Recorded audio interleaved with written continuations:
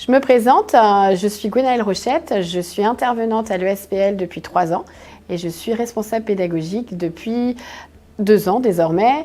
Je travaille en tant qu'intervenante en BTS Profession Immobilière et j'enseigne au niveau de la transaction, de la gestion locative.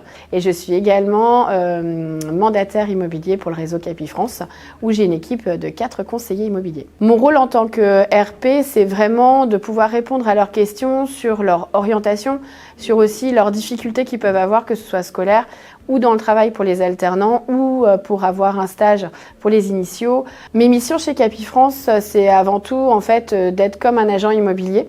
Donc la particularité, c'est qu'on n'a pas en fait de lieu physique pour recevoir nos clients, on travaille de chez nous. Et en fait, je vais faire exactement le même métier, si ce n'est que je ne vais pas signer mes compromis à mon bureau, je vais signer chez les notaires. Donc je vais faire de la prospection, je vais faire de la rentrée de mandat. Je travaille en transaction, donc dans la vente, dans l'acquisition, mais aussi dans la location. D'après moi, les qualités requises pour travailler dans l'immobilier, c'est vraiment d'être empathique, bienveillant, d'avoir des connaissances aussi, puisqu'en fait, c'est un métier qui est très, très varié. D'ailleurs, on appelle BTS Profession Immobilière avec des S. À Profession Immobilière, c'est pas pour rien, puisqu'en fait, on a vraiment plusieurs possibilités. On ne fait pas que de la transaction et heureusement, quand on va avoir un jeune, que ce soit en stage ou en alternance, on veut vraiment en fait avoir son avis. On va vraiment le mettre dans l'équipe. Donc ce que je veux, et je pense que les recruteurs, c'est ça aussi, c'est d'avoir en fait un œil nouveau, un regard nouveau et de pouvoir apporter quelque chose que nous, on n'a pas pu développer dans notre entreprise.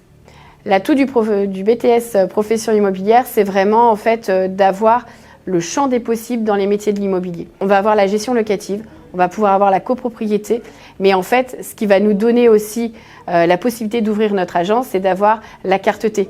Parce que demain, effectivement, on peut faire un BTS NDRC et travailler dans l'immobilier. Mais si demain, on veut ouvrir son agence, on ne peut pas.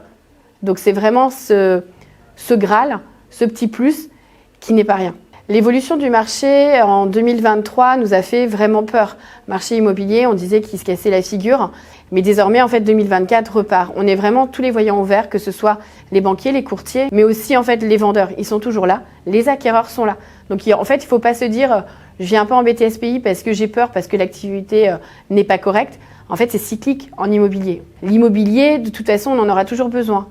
Si un étudiant venait me voir et qui me disait j'hésite à venir en BTS Profession Immobilière, en fait, je lui poserais simplement une question, pourquoi hésiter ? Entre quoi et quoi déjà ?